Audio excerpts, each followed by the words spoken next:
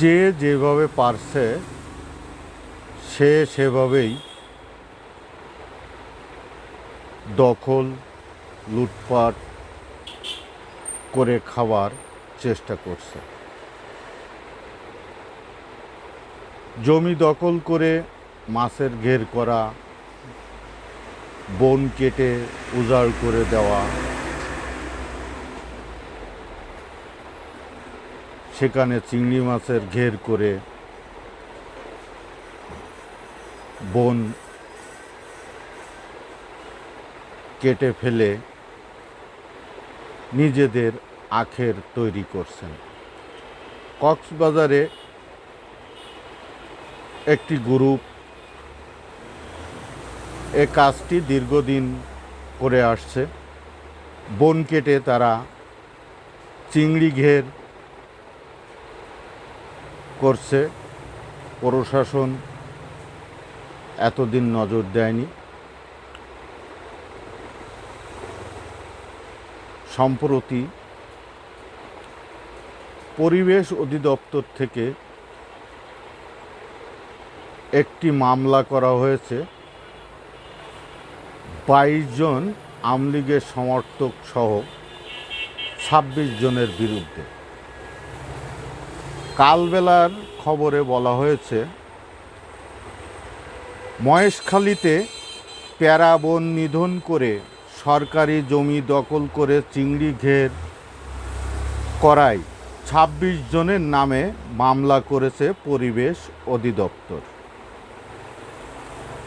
এর মধ্যে 22 জন স্থানীয় আওয়ামী লীগ ও এর সহযোগী সংগঠনের নেতাকর্মী, বাকি 4 জন দলের সমর্থক। সোমবার পরিবেশ অধিদপ্তরের কক্সবাজার জেলা কার্যালয়ের পরিদর্শক ফাইজুল কবির বাদী হয়ে বাংলাদেশ পরিবেশ সংরক্ষণ আইনে এ মামলাটি দায়ের করেন। বিষয়টি নিশ্চিত করেছেন মহেশখালী থানার ওসি সুকান্ত চক্রবর্তী। জানা যায়, কক্সবাজার জেলার মহেশখালী উপজেলার প্রতিবেশ সংকটাপন্ন এলাকা সোনাদিয়া দ্বীপের ঘটিভাঙা মৌজার বহদ্দার খালের পূর্ব ও পশ্চিম পাশে 2টি স্পট, বহদ্দার খালের শেষ মাথা 2টি স্পট,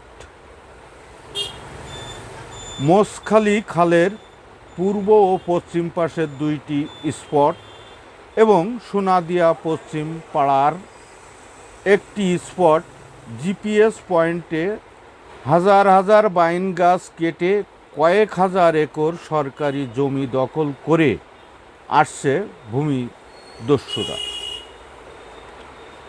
এ নিয়ে বন বিভাগ কয়েকটি মামলা করলেও এতদিন নিশ্চুপ ছিল পরিবেশ অধিদপ্তর। অবশেষে 26 জন বন খেকোদের বিরুদ্ধে মামলা করে এই সরকারি সংস্থাকে। মামলার আসামিরা হলেন সোনাদিয়া 2 নম্বর ওয়ার্ডের খলিলুর রহমানের ছেলে সাবের আহমেদ, মহেশখালীর ফকিরাগুনার মৃত আনোয়ার পাশার ছেলে মহসিন আনোয়ার, ঘড়িভাঙার উসমান আলী সহ 26 জন। সবার নাম আমি পড়তে গেলে অনেক বড় হয়ে যাবে ভিডিওটি, সেজন্য পড়লাম না।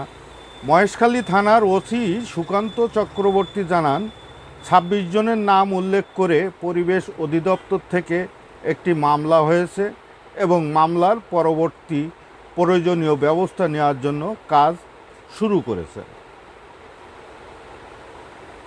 আমার মনে হয় এই যারা জমি দখল করে ঘের করছে, যারা ফসলি জমিতে ইটের ভাটা করছে, যারা সরকারি খাল দখল করে বিভিন্ন ফার্ম নির্মাণ করছে, তাদের বিরুদ্ধে কঠোর ব্যবস্থা নেওয়ার সময় এসেছে। আমরা জানি বর্তমানে বাংলাদেশে দুর্নীতির বিরুদ্ধে যে হারে মামলা গ্রেপ্তার চলছে, তাতে অচিরেই হয়তো এইসব ভূমিখোরদেরও একটা ব্যবস্থা হয়ে যাবে। ধন্যবাদ, আপনাদের মতামত জানাবেন।